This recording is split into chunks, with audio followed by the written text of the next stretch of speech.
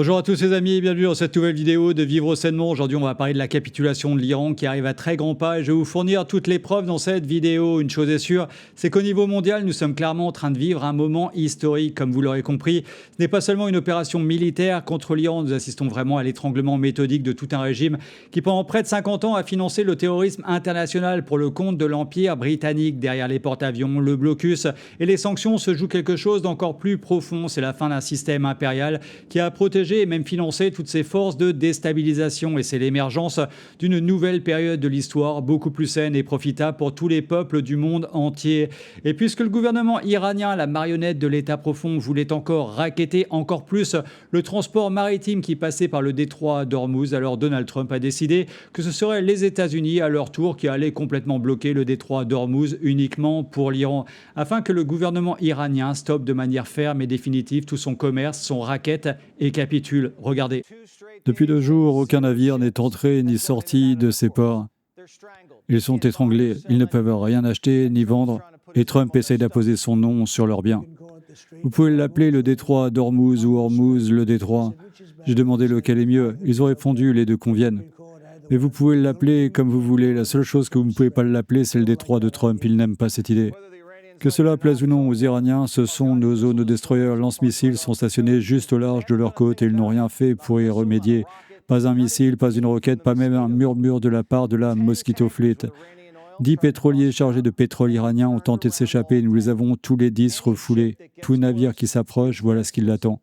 Écoutez, les États-Unis ont annoncé un blocus officiel des ports iraniens dans les zones côtières. Il s'agit d'une mesure légale. Il est conseillé à tous les navires de retourner immédiatement au port s'ils sont en mer et de cesser leur transit vers l'Iran si c'est leur prochaine escale. Ne tentez pas de franchir le blocus. Les navires transitant vers ou depuis un port iranien seront interceptés pour être interdits et saisis. Faites demi-tour et préparez-vous à être abordés. Si vous ne vous conformez pas à ce blocus, nous recourrons à la force. L'ensemble de la marine américaine est prête à faire respecter cette décision terminée. Bientôt, nous aurons 3 porte-avions dans le Golfe, le Lincoln, le Ford et le Bush. Le Lincoln compte 5000 marins et marines à bord, chargés de faire respecter le blocus depuis la mer d'Oman. Le Ford se trouve en Méditerranée orientale et le Bush remonte à toute vitesse vers la Corne de l'Afrique avec 6000 hommes prêts à tout. D'ici une semaine environ, nous aurons l'USS Boxer, un navire d'assaut amphibie. Les marines à bord suivent une formation sur les menaces chimiques, radiologiques et nucléaires au cas où. L'USS Tripoli assure également des missions de blocus. Voici les gars qui s'entraînent au combat rapproché à bord. Ce sont eux qui descendent en rappel depuis les hélicoptères et appréhendent le capitaine d'un navire si un bateau transportant une cargaison iranienne ne respecte pas les ordres. La marine adore le blocus. Vous savez qui d'autre l'adore? Morning Joe. Il entend la même chose que nous.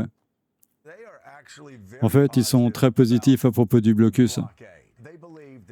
Ils estiment que la dynamique a radicalement changé et que l'Iran, qui avait auparavant le temps pour lui, comprend désormais qu'il devra finir par conclure un accord. Leur capacité militaire a considérablement été réduite et ils commencent désormais à ressentir les pressions économiques si, selon eux, les États-Unis maintiennent le blocus. L'Iran est au bord de la faillite. Ils perdent plus de 400 millions par jour. D'après mes calculs, cela représente 1,3 milliard de dollars qui se sont évaporés depuis lundi. Et dans moins de 2 semaines, ils devront boucher leurs puits de pétrole. Une fois que l'argent viendra à manquer, leurs militaires ne toucheront plus leur sol et ça pourrait mal tourner. Et vous allez comprendre que ça va même encore plus loin que perdre beaucoup d'argent pour l'Iran. Je vous ai trouvé un passage qui va vous expliquer exactement toutes les conséquences inattendues mais réelles de ce blocus. Selon la Fondation pour la défense des démocraties, le blocus lui-même pourrait coûter 435 millions de dollars par jour à l'Iran. Ce chiffre correspond à la perte de recettes d'exportation, principalement liées au pétrole, ainsi qu'à la perturbation des importations. Cela représente environ 13 milliards de dollars par mois. Je suis maintenant en compagnie de l'auteur de cette analyse, Miad Maleki, qui se joint à nous. Miad, merci d'être avec nous aujourd'hui. Une telle somme, 435 millions de dollars par jour, quel est son impact sur l'Iran? Merci de m'accueillir. En fait, cet impact s'est déjà fait sentir. En fermant le détroit d'Ormuz, ils ont commencé à s'imposer cette pression à eux-mêmes. Écoutez, je pense que l'économie iranienne est la plus vulnérable à une fermeture du détroit d'Ormuz, car elle dépend plus que toute autre économie au monde des flux commerciaux transitant par le détroit d'Ormuz. 90% du commerce transite par le détroit d'Ormuz. Et encore une fois, en fermant le détroit d'Ormuz, ils ont commencé à nuire à leur propre économie. Maintenant, avec le blocus, ce qui va se passer, c'est qu'ils ne pourront plus faire sortir le pétrole du détroit d'Ormuz. Et d'après ce que je vois dans les chiffres, je pense qu'ils disposent probablement d'environ 13 à 15 jours de stockage pour stocker le pétrole qu'ils extraient. Après cela, ils vont manquer de capacité de stockage. Ils vont devoir réduire leur production de pétrole et cela aura des conséquences permanentes ou à long terme sur leur capacité à reprendre l'extraction de pétrole. Je suppose donc que cela signifie qu'ils ne pourront pas payer leurs forces armées, qu'ils ne pourront pas se réapprovisionner en munitions et qu'ils ne pourront pas faire tout ce qu'ils ont besoin si ce type d'économie s'enlise. Je suppose également que cela signifie qu'à un moment donné, la vie des citoyens qui souffrent déjà d'une inflation galopante deviendra encore plus difficile. Et oui, même les voix les plus hostiles à Donald Trump dans les médias américains commencent à reconnaître que la dynamique a radicalement basculé. L'Iran, qui croyait avoir tout le temps de son côté, voit aujourd'hui toute son économie s'effondrer à plus de 400 millions de dollars par jour. Et dans moins de 2 semaines, l'Iran risque de devoir fermer complètement tous ses puits de pétrole. Et vous allez voir que ça va même encore plus loin. Regardez. En plus du blocus naval, le Trésor lance l'opération économique Fury. Nous allons bombarder leurs comptes en banque. L'Iran a attaqué ses voisins arabes et maintenant c'est l'heure de la revanche. Nous leur avons fait savoir que nous souhaitons geler davantage de fonds appartenant aux dirigeants du corps des gardiens de la révolution islamique et à tout membre de la direction iranienne. Nous avons fait savoir aux pays que s'ils achètent du pétrole iranien ou si des fonds iraniens sont déposés dans leurs banques, nous sommes désormais prêts à appliquer des sanctions secondaires, ce qui constitue une mesure très sévère. Et les Iraniens doivent savoir que cela aura sur le plan financier un impact équivalent à celui des opérations militaires que nous avons menées. Le régime est cuit. Et oui, l'Iran a commis une très grosse erreur stratégique en bombardant directement ses voisins des pays du Golfe. Aujourd'hui, ces mêmes pays arabes ouvrent tout leur système bancaire au Trésor américain qui impose des sanctions aux pays qui commercent avec l'Iran. Le Trésor américain a également imposé un gel des avoirs des dirigeants du corps des gardiens de la révolution islamique et le gel de tout fonds appartenant à l'Iran. Et regardez, je vous ai trouvé le passage au complet. Hier, nous avons annoncé l'opération économique Fury et depuis plus d'1 an, nous exerçons une pression maximale sur les Iraniens, à la fois en bloquant les paiements versés à l'État iranien et en ciblant les comptes du corps des gardiens de la révolution islamique. L'une des erreurs qui pourrait s'avérer fatale commise par les Iraniens a été de bombarder leurs voisins du Golfe, et qui sont désormais disposés à faire preuve d'une bien plus grande transparence en ce qui concerne ces fonds ou à mener des enquêtes plus approfondies sur les fonds détenus au sein de leur système bancaire. Nous leur avons donc fait part de notre demande de geler davantage de fonds appartenant aux dirigeants du corps des gardiens de la révolution islamique et à tout membre de la direction iranienne. Nous avons également informé les entreprises et les pays que s'ils achètent du pétrole iranien ou si des fonds iraniens sont déposés dans leurs banques, nous sommes désormais prêts à appliquer des sanctions secondaires, ce qui constitue une mesure très sévère. Et les Iraniens doivent savoir que cela va être l'équivalent financier de ce que nous avons vu dans les actions militaires. Donc le régime iranien n'est plus seulement affaibli militairement, il est financièrement totalement asphyxié. La capitulation est clairement très proche et je sens que tous les pseudo-alliés de l'OTAN vont essayer de pointer leur nez maintenant pour supplier les États-Unis de participer à cette grande victoire américaine qui est en fait clairement une énorme défaite pour tous les dirigeants des pays corrompus de l'OTAN. On continue. Le commandant en chef nous dit que nous sommes pratiquement en fin de 4e quart-temps et que nous sommes à 2 doigts de voir la règle de la pitié s'appliquer. J'ai dû changer le cap car si je ne l'avais pas fait, l'Iran disposerait aujourd'hui de l'arme nucléaire. Et s'ils avaient l'arme nucléaire, vous appelleriez tout le monde là-bas, monsieur, et vous ne voulez pas faire ça. Eh bien, vous n'arrêtez pas de dire « cette guerre est-elle terminée ?» Je pense qu'elle touche à sa fin. Oui, je veux dire, je considère qu'elle est sur le point de se terminer. Vous savez quoi? Si je levais le camp tout de suite, il leur faudrait 20 ans pour reconstruire ce pays. Et nous n'avons pas fini. Nous verrons bien ce qui se passera. Je pense qu'ils veulent vraiment conclure un accord. Les Iraniens veulent un 2e cycle de pourparlers de paix et les Chinois les supplient de retourner au Pakistan car Pékin commence à sentir la pression monter. Les banques chinoises ont reçu des lettres du Trésor américain. Je ne vais pas nommer ces banques, mais nous leur avons dit que si nous pouvions prouver que de l'argent iranien transitait par leurs comptes, nous étions prêts à leur imposer des sanctions secondaires. Xi Jinping s'est montré un peu susceptible à propos de l'embargo. Il veut maintenant que toute cette guerre se termine. Il a envoyé une lettre à Trump, une lettre d'amour. C'est quelqu'un qui a besoin de pétrole, pas nous. C'est quelqu'un avec qui je m'entends très bien. Il vient de m'écrire une très belle lettre. Il vous a écrit une lettre? Oui, c'est vrai. Il a répondu à une lettre que j'avais écrite parce que j'avais entendu dire que la Chine fournissait des armes à... Je veux dire, on le voit partout à l'Iran. C'est ce que fait la Chine. A-t-il dit qu'il leur en fournissait? Oui, je lui ai écrit une lettre pour lui demander de ne pas faire ça. Et il m'a répondu par une lettre disant qu'en gros, il ne le ferait pas. Trump dit que les Chinois sont en fait contents que nous ouvrions le détroit en disant ça. Xi va me serrer très fort dans ses bras quand j'arriverai là-bas dans quelques semaines. Pékin ne peut plus acheter de pétrole iranien à bon marché, soumis à des sanctions, et désormais toutes les routes commerciales chinoises vers l'Occident sont contrôlées par la marine américaine. Mais les communistes chinois sont les bienvenus pour acheter américain, et c'est déjà le cas. Le marché pétrolier américain est ouvert aux affaires et il est en plein essor.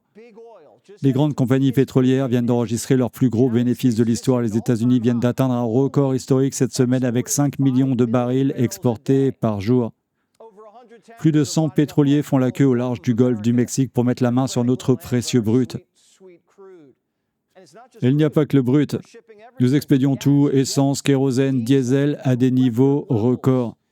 Et nous recevons plus d'1 million de barils par jour de nos nouveaux amis du Venezuela. Les contrats à terme sur le pétrole pour juin viennent de passer sous la barre des $80. Les prix à la pompe ont baissé par rapport au sommet de la semaine dernière et continuent de baisser. Si vous m'aviez dit que nous allions retrouver à seulement $92 le baril, $92 le baril, j'aurais été très surpris. Le prix de l'essence va baisser très bientôt et de manière très importante. Pensez-vous que les prix de l'essence seront plus bas avant les élections de mi-mandat? Je pense qu'ils seront plus bas avant les élections de mi-mandat, bien plus bas. Après 6 semaines de guerre, l'essence est toujours moins chère qu'elle ne l'était sous Biden. Et le S&P et le Nasdaq viennent d'atteindre des sommets historiques. La bourse est à des sommets historiques. Toutes les pertes causées par la guerre ont été effacées et nous repartons de zéro. Ce fut l'une des meilleures séries de 10 jours de l'histoire des marchés. Chapeau bas au ministère de la guerre et nous avons anéanti le régime et toute son armée en 6 semaines. Et l'Iran ne peut commercer avec personne d'autre qu'avec lui-même. Nous avons perdu plus d'avions lors des exercices d'entraînement l'année dernière que pendant toute cette guerre. On nous a dit que c'était un bourbier, il n'y avait aucune stratégie. Ils nous ont même dit que l'Iran était en train de gagner. Maintenant, je ne sais pas comment on peut gagner une guerre sans armée de l'air, sans marine, ni sans argent. C'est probablement un vœu pieux. En plus de cela, la Chine et la Russie n'ont absolument rien fait pour nous arrêter, pas le moindre geste, ni au Venezuela, ni en Iran. Nos ennemis ont été démasqués, nos alliés, eh bien, nous savons désormais qui sont nos véritables alliés. Avez-vous vu que l'Europe est en train d'élaborer un programme et un plan pour ouvrir le détroit d'Ormuz sans les États-Unis? C'est tellement triste.